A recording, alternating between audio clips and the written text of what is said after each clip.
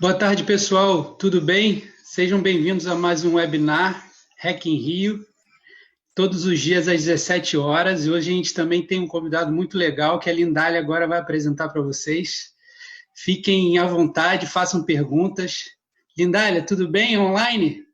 Tudo bem? Boa tarde, pessoal. Hack in Rio e SOS Covid aqui, mais uma vez com vocês, para a gente poder trocar experiência, aprender com os nossos convidados. E temos um convidado muito, muito especial, né? O CEO, presidente, diretor-presidente do Bancob, né? Que é um dos maiores sistemas de cooperativos financeiros do Brasil.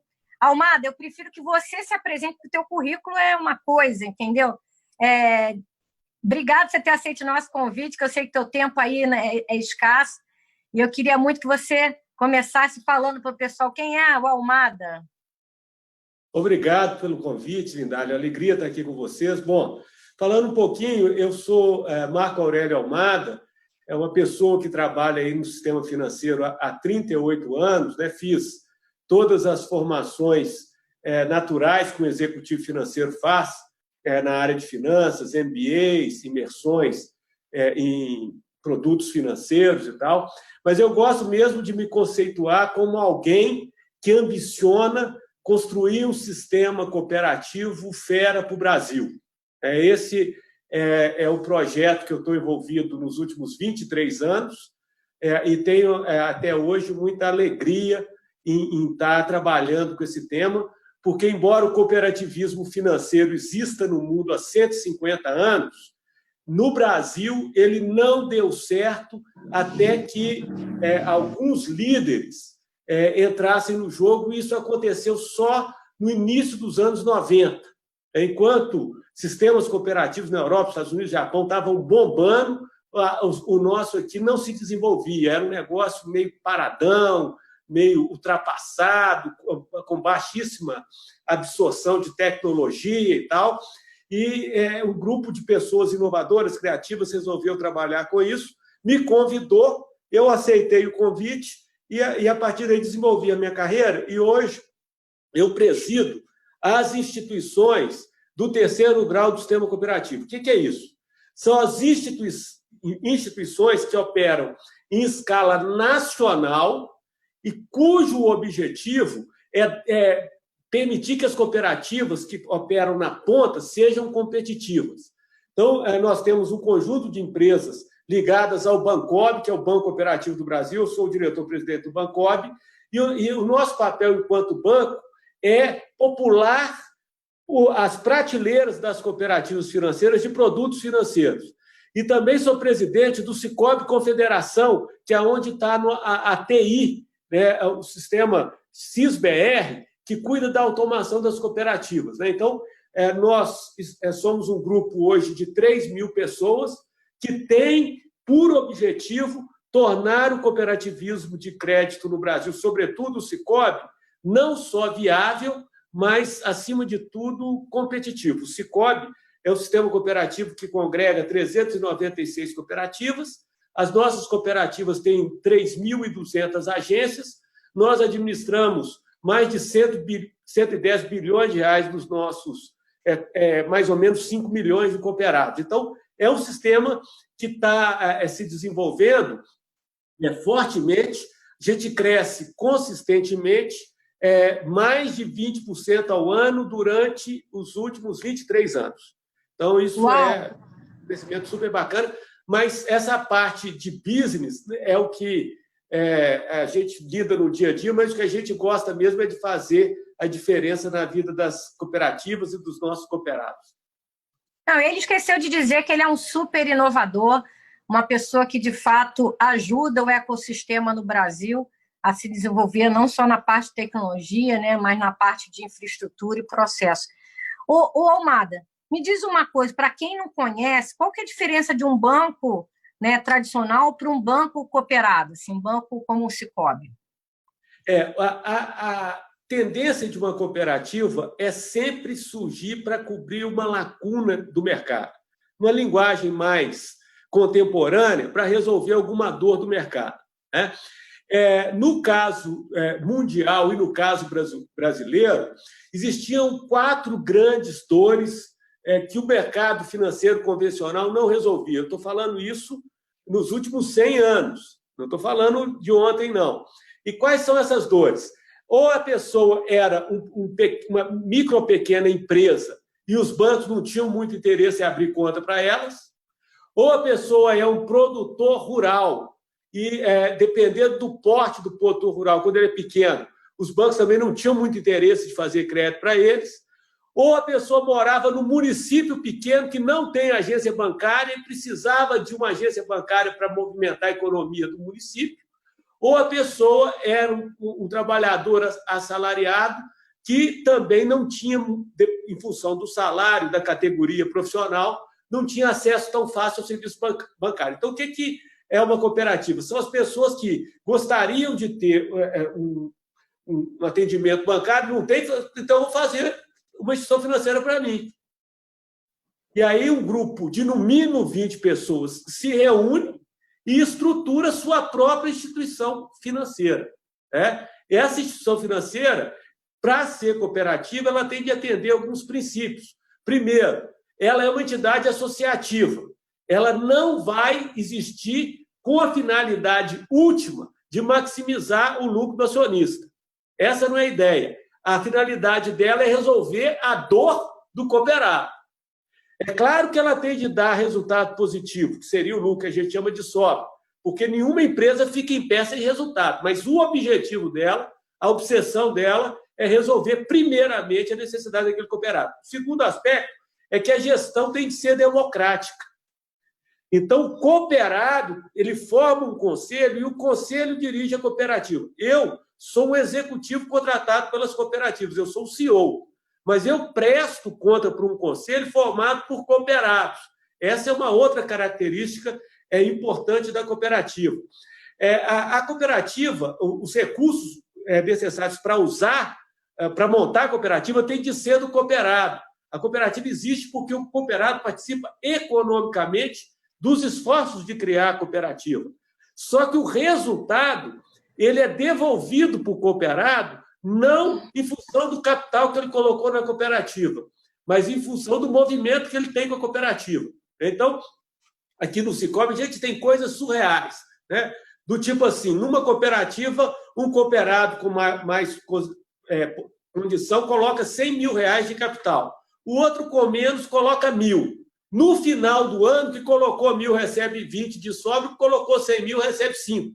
Porque o critério de devolver é o tanto que a pessoa movimentou e não o capital que ela colocou. Uau! Porque a gente é uma instituição de pessoas e não uma instituição de capital, né? Então, é isso que é uma cooperativa. É uma instituição que pertence à comunidade de quem usa ela. Então, no caso do Sicoob, nós temos 5 milhões de donos e nós temos 5 milhões de cooperados. Eles que pertencem à cooperativa. Os nossos 3 bilhões de resultado voltam para os 5 milhões. 5 bilhões de cooperados, né? E assim, o movimento ele vai rodando, né? Bom, nós temos a consciência, como você falou, né, Lindália, que para resolver a dor do cooperado, você precisa usar a inteligência. E a inteligência é ligada a um modelo de negócios que entregue valor. Então, embora a ideia do cooperativismo já tenha 150 anos e a doutrina continua válida, a gente muda o nosso modelo de negócio o tempo todo, porque a nossa intenção é entregar valor e só entrega valor quem tem um modelo de negócio contemporâneo. Por isso, nós somos intensivos no uso de tecnologia, né? Nessa pandemia, 86% das transações dos nossos cooperados com as suas cooperativas acontecem pelos nossos canais digitais. Isso é muita coisa.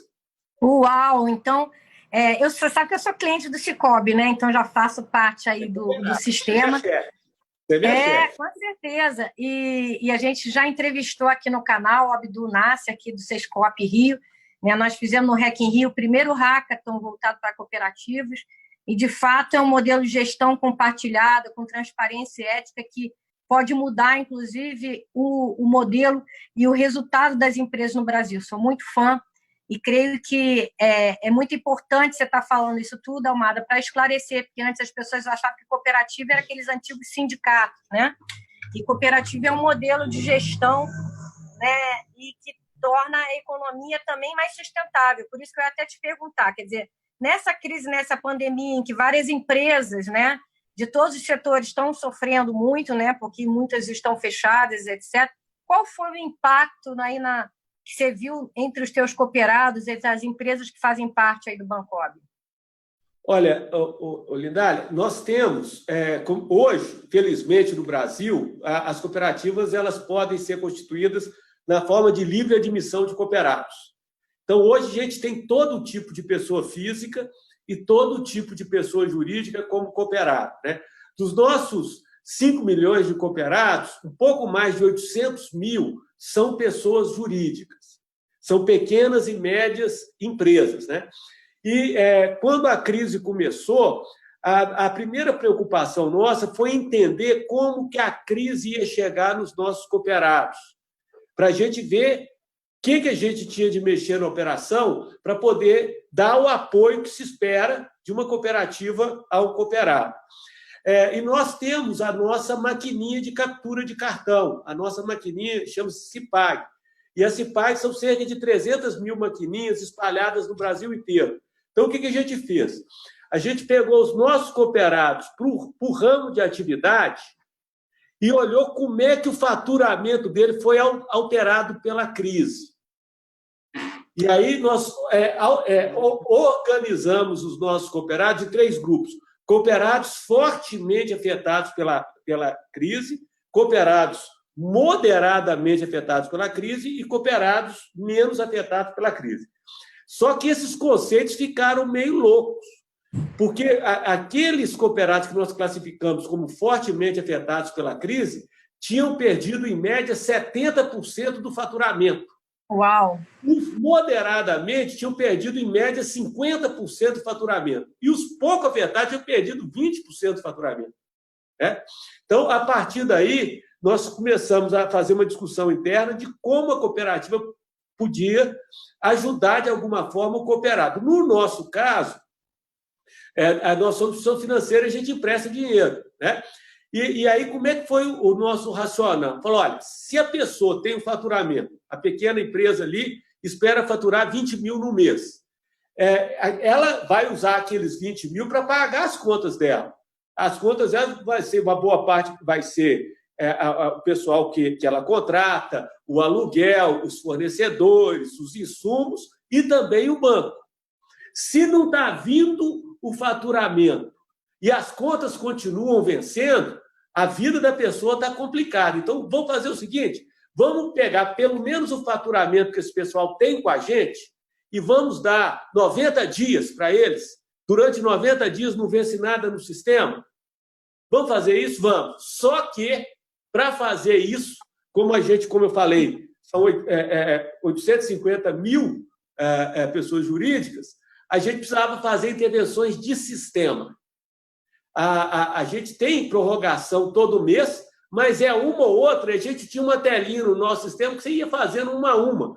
Mas nós temos 800 mil pessoas, que algumas têm 2, 3, 4, 5 operações, nós tínhamos 2 milhões e 500 mil vencimentos em 90 dias. Meu Deus do céu!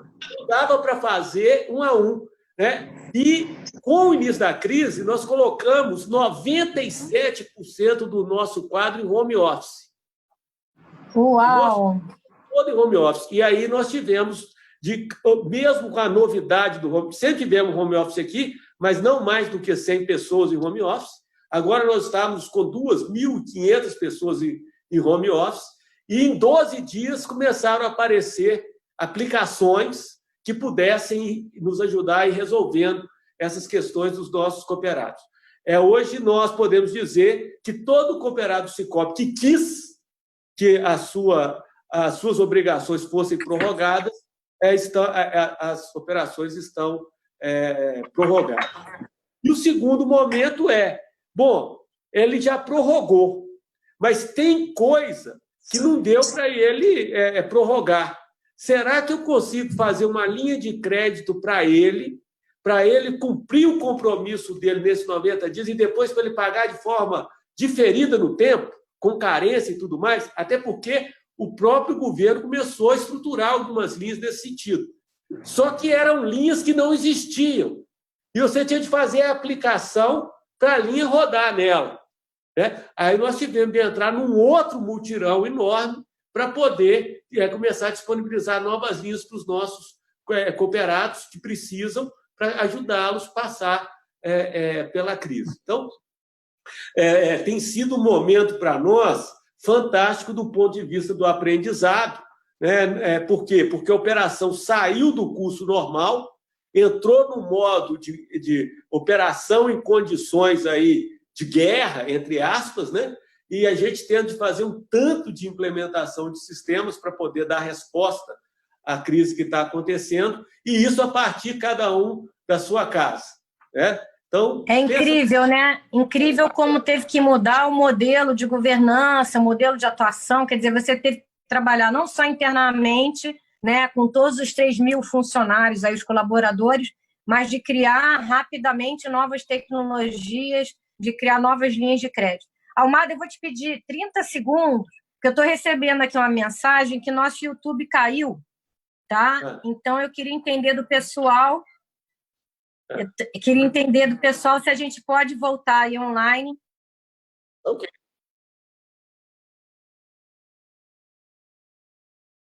Então tá. Então peço para a Bruna Petit, tá? Mandar mensagem pelas nossas redes para direcionar então as perguntas pelo Instagram, e o pessoal está assistindo então normal no YouTube. Pessoal, é isso mesmo, tem muita live ao mesmo tempo, mas a gente acabou de ouvir da Almada uma coisa muito importante, quer dizer, um líder teve que, né, como presidente da empresa, pensar rapidamente nessa crise em como tombar tudo para o digital de fato, como as equipes podiam trabalhar em home office, ao mesmo tempo como eles poderiam atender as parceiros e clientes, né, para facilitar as empresas que estão associadas ao sistema de cooperativas, ao mesmo tempo pensar em novas linhas de crédito. E isso foi um cenário que vocês fizeram o quê? Em menos de 10 dias, né, Almada? As primeiras aplicações saíram com menos de 10 dias, né? Mas com 12 dias nós fizemos uma aplicação grande de prorrogação, super complexa, porque cada linha de crédito tem uma regra de cálculo dos juros. São várias tabelas financeiras diferentes, né? Você tem tabela price, tabela saque, tabela isso, tabela aquilo. Nós tínhamos de criar mecanismos de prorrogação disso dentro do sistema.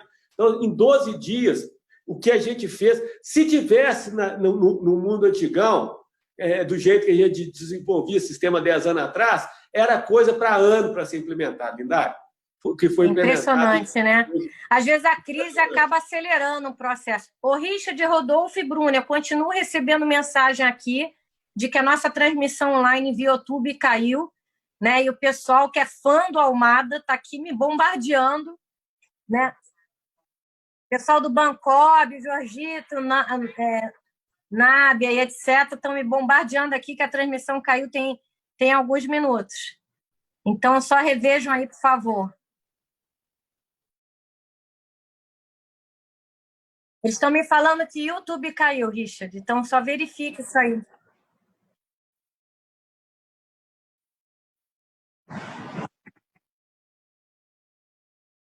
Então, vocês têm que avisar isso via redes sociais, tá? E disparem aí para o pessoal continuar usando. Ô, Almada, me diz uma coisa. Você começou a fazer todo esse plano de ação dia 16 de março, né? Para fazer toda essa estratégia rapidamente funcionar.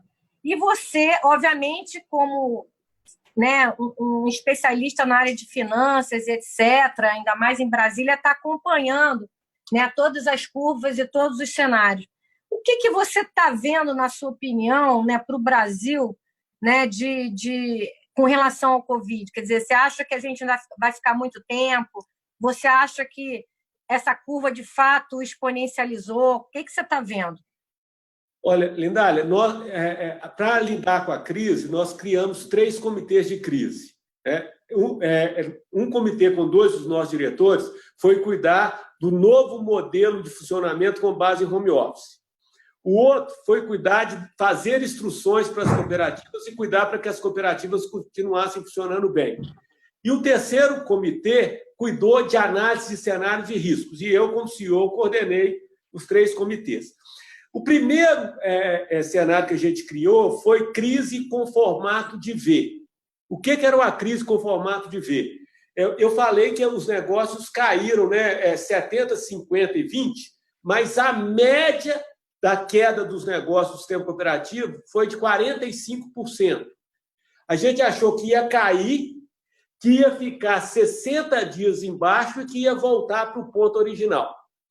Bom, à medida em que o tempo foi passando, nós acompanhando o cenário político em torno do problema, a diferença de visão entre os governadores, prefeitos, a esfera federal, etc. e tal, a gente viu que um cenário em V precisava de uma coordenação muito grande.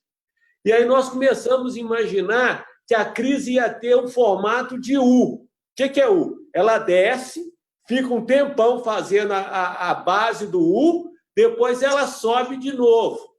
Né? Aí nós entramos nos nossos modelos, testes de estresse, etc. e tal, projetando que a crise iria prolongar. E aí, conversando com especialistas, etc. e tal, nós imaginamos que ela poderia prolongar até março do ano que vem. E depois haveria uma retomada da atividade para um nível perto, e eles teriam U com a diferença das duas perninhas, é tipo um U maiúsculo. Estava num ponto, desceu e subiu um pouco menos, não chega facilmente no ponto original. O ponto original só se chegaria no segundo semestre de 2021. E agora nós estamos começando a desenhar um cenário em Y. O que é isso? Caiu, desce, aí criam-se determinadas condições, as pessoas cansam de ficar em casa, a quarentena está chata, elas começam a voltar de uma forma meio desordenada e tal, e aí começa a ter uma retomadazinha da economia, então faz aquela perninha do meio do Y ali, cresce o volume de contágios e de óbitos e todo mundo tem de voltar. E aí você vai fazendo essa navegação do Y e podemos chegar com isso até o ano de 2021, onde nós teríamos vacinas e tratamentos mais específicos para a Covid. Né? Então, nesses cenários, qual que é o problema? É que cada problema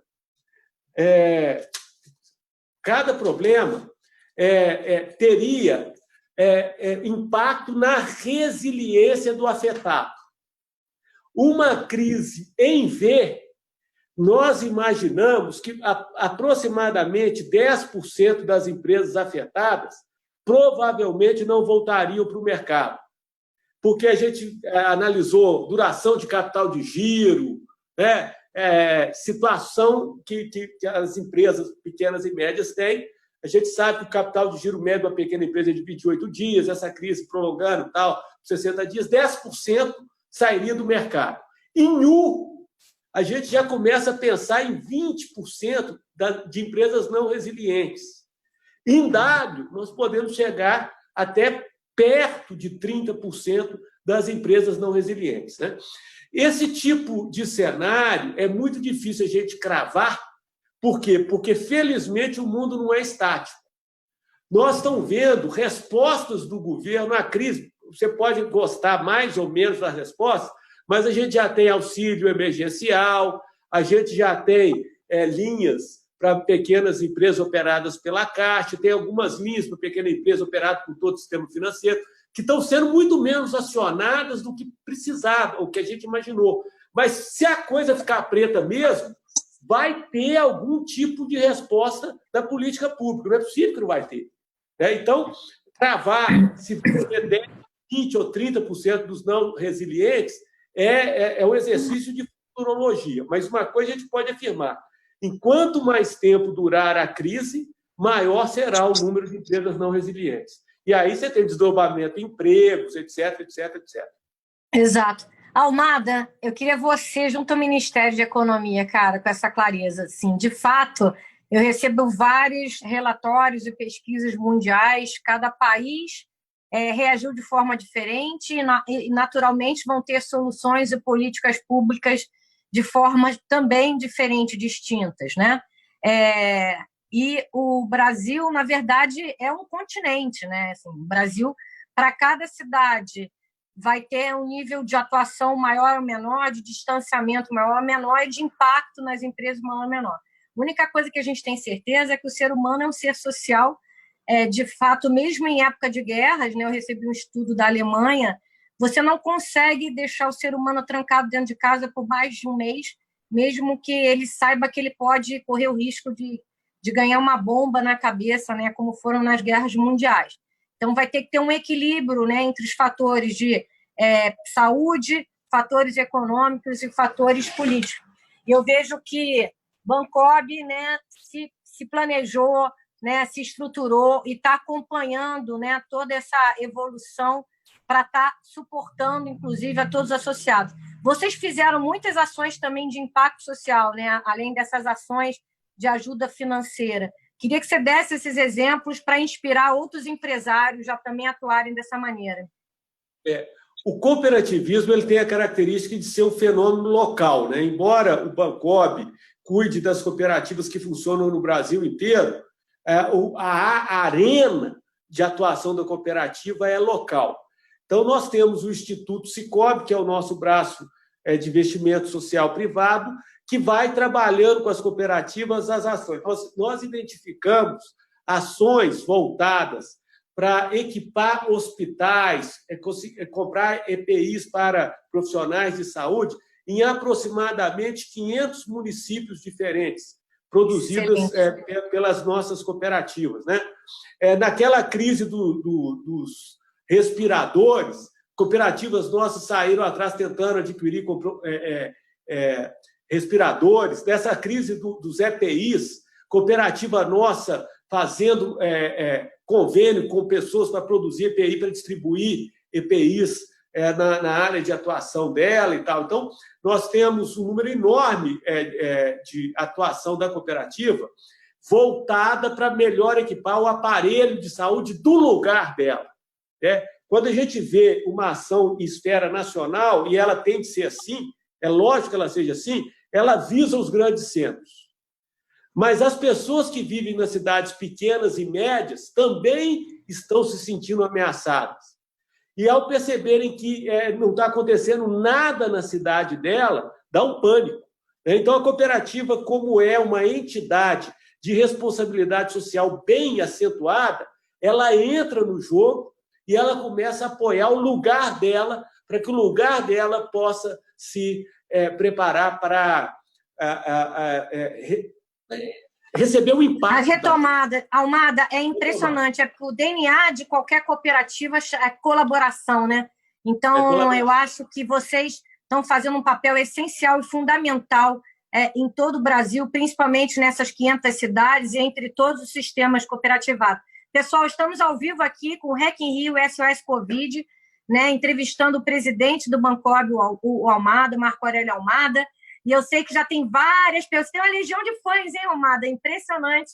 Isso é muito bom saber que a gente tem líderes que podem inspirar e ajudar as pessoas nesse momento. Ô, Rodolfo, diz aí as perguntas que já estão no ar aí.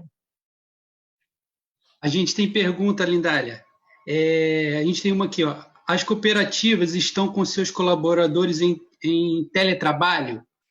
O atendimento digital está em patamar do Sicoob? Está no mesmo patamar no Sicoob? Olha, nós na operação do Bancob, do Sicoob Confederação, como eu falei, nós estamos com 97,5% do nosso quadro em teletrabalho e estamos com 2,5% do nosso quadro trabalhando presencialmente. E só está trabalhando presencialmente pessoas que estão ligadas aos nossos comitês de gestão de crise. As pessoas que estão no seu trabalho ordinário, está todo mundo trabalhando de casa. As nossas ferramentas digitais, elas estão funcionando muito, muito bem, como eu já comentei aqui, 86% das nossas transações está acontecendo pelas nossas ferramentas digitais. Agora, tem algumas coisas que eu preciso salientar, né? O Sicoob tem cerca de 5 milhões de cooperados, mas nós temos alguns cooperados que eram muito resistentes à utilização da tecnologia nova, o mobile, por exemplo. E esse pessoal resolveu usar o mobile por causa da crise. E aí, como acontece com todo mundo que usa pela primeira vez, apanha. Então, nós até criamos uma série de tutoriais, de videozinho, como é que usa, etc. e tal, porque uma coisa é você entrar num aplicativo que faz uma funcionalidade, outra coisa é entrar num aplicativo igual ao nosso, que tem 250 funcionalidades, né? Então, a gente está trabalhando com isso. Como nós temos o que está acontecendo, vocês estão acompanhando, sobrecarga na rede de telecomunicações, determinados momentos, essa sobrecarga ou nos afeta via teletrabalho, ou nos afeta via o fluxo de utilização dos nossos serviços pelos canais digitais, mas o resultado, para mim, está um resultado legal. A gente tem incidente, eu não vou falar que não tem, mas estão dentro do aceitável. A gente teve que transformar na marra, né? Todo mundo, no fundo, todo mundo já era digital, que se você usa um Zap, você usa um Facebook, você usa algumas redes, você já estava no mundo digital, mas agora você tem que, de fato, conviver com isso, né? Inclusive com atividades, né, de home office que a pessoa não estava acostumada, né? Eu lembro que eu entrevistei o CEO da Radix, o presidente da Radix, ele falou que tem hora que ele pega os 750 devs dele e para fazer uma sessão de música, de descompressão. Almada, estou recebendo várias mensagens para te dar parabéns. Marcos Machado de Furnas, por acaso foi meu colega no Banco Nacional, diz que você é uma fera. Né? O Jorgito lá do Bancob falando que está excelente. Zé Ângelo te mandando um abraço. Rodolfo, manda mais pergunta aí. A gente tem mais uma pergunta, Almada. Sobre as taxas do banco cooperativado, por que elas são mais baixas do banco normal? Boa! Olha, como eu disse, a finalidade da cooperativa é resolver sempre o problema do cooperado. Aliás, eu costumo dizer que nós somos uma comunidade do propósito.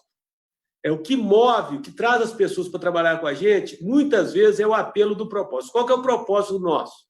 O nosso propósito é conectar pessoas para produzir justiça financeira e prosperidade. Então, a nossa ideia é o seguinte: o sistema financeiro nacional brasileiro, ele é fera.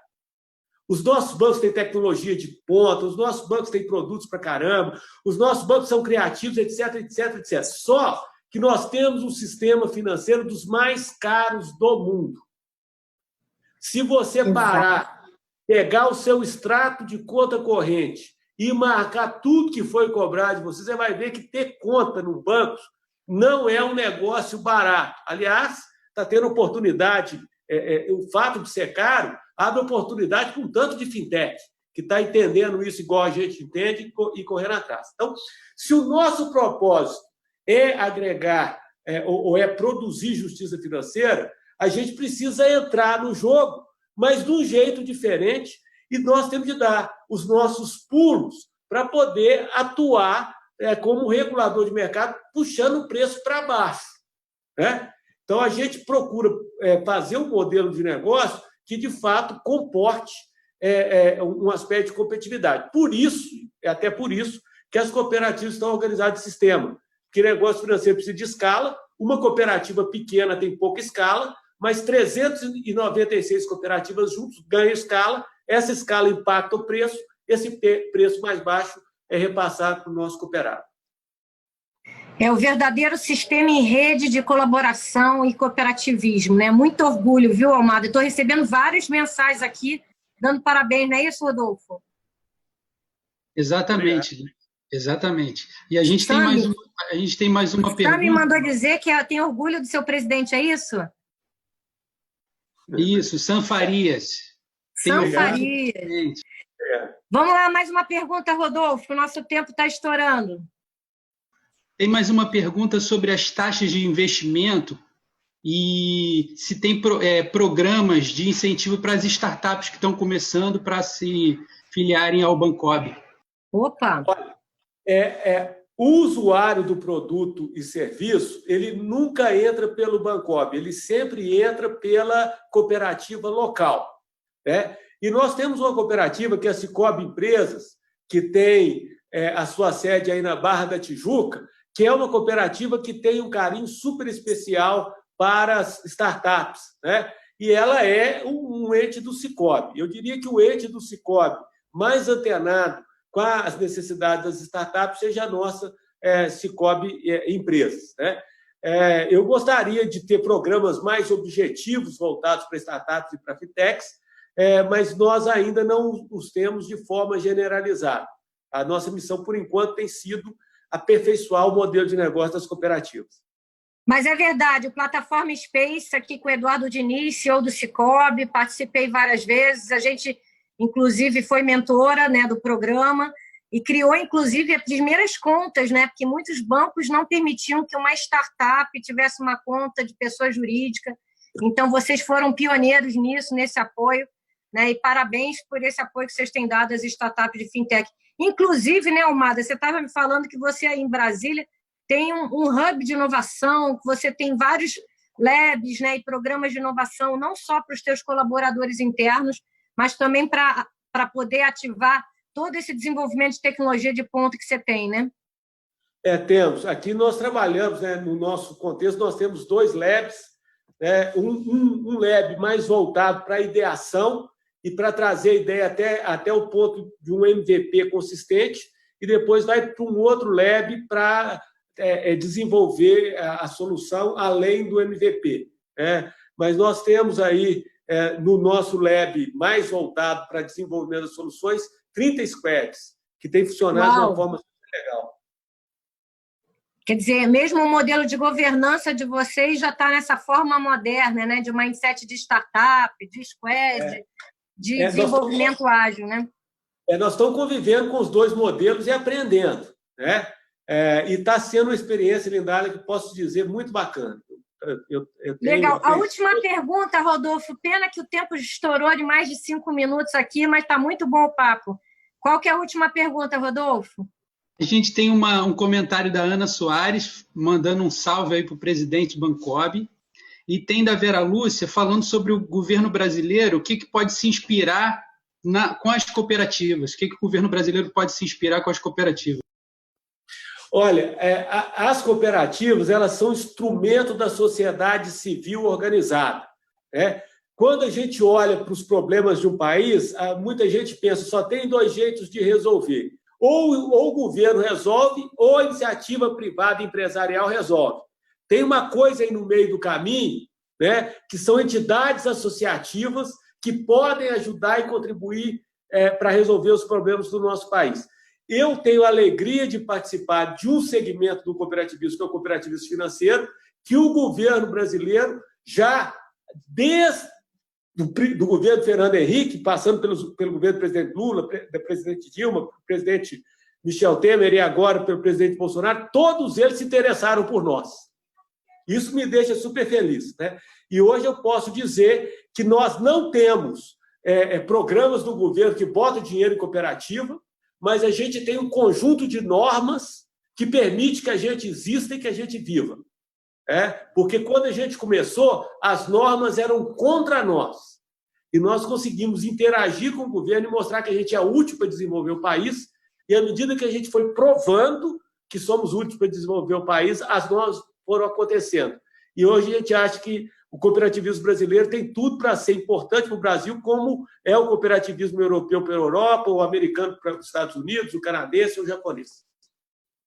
Olha, Almada, infelizmente o nosso tempo está mais estourado, mais de 10 minutos, mas assim, é um grande orgulho, né? E é um grande aprendizado te ouvir, né? Sem dúvida nenhuma, temos que ter cada vez mais cooperativas e modelos de gestão compartilhados como esse, que são sustentáveis, né? E que conseguem fazer com que até uma pequena cidade do interior possa se desenvolver, seja ele porque tem cooperativa de médicos, ou porque tem cooperativa de supermercados, ou porque tem cooperativa de taxistas, ou de bancos, enfim. Tem, inclusive, cooperativa de desenvolvedores agora, né? Que eu fiquei sabendo, no Rio já tem uma cooperativa de desenvolvedores. Então, é um aprendizado, é uma abertura que nós temos nesse país para a sociedade civil se organizar e começar a participar de maneira diferente na construção do seu país. Rodolfo, quem que é o entrevistado de amanhã? Amanhã a gente vai receber o Arapuã Neto, reitor da Uniswan, com um papo bem legal aqui sobre disrupção nas universidades, ensino por competência. A gente espera você, hein? Sem dúvida, o Arapuã também é um grande líder, né, na área de educação. Ô, Almada, eu te peço assim, as suas últimas palavras. O que você gostaria de deixar de mensagem nesse momento que estamos vivendo, né, com tantos impactos sociais, financeiros, etc. O que você deixa de mensagem para o público? Olha, eu acho que a gente não deve perder, Lindália, a esperança nunca, né? E acreditar muito na ideia da colaboração e da cooperação. Não importa o tamanho do problema, se a gente reunir gente suficiente para superar o problema, a gente supera. Difícil é superar sozinho. É isso aí, Almada. Eu também acredito nisso. Não existe inovação sem colaboração. Realmente uma honra. Muito obrigada mesmo a você, a Joelma, a toda a equipe, olha, a tua equipe, todo mundo que participa do sistema Bancob, do Sicob e de cooperativas, são de fato pessoas diferenciadas, porque eles sabem que atrás de qualquer tecnologia tem o humano. Então, obrigada por essas mensagens de otimismo e a gente vai em frente, vai salvar esse país, hein? Vamos embora. Estou com você nessa luta. Um beijo grande. Obrigada, Almada. Obrigada a todos que nos assistiram, Hack in Rio, SOS Covid. Até amanhã, às 5 horas, pessoal. Tchau, tchau. Até amanhã, pessoal. Obrigado, Almada. Tchau, tchau, Mirália. Tchau, tchau.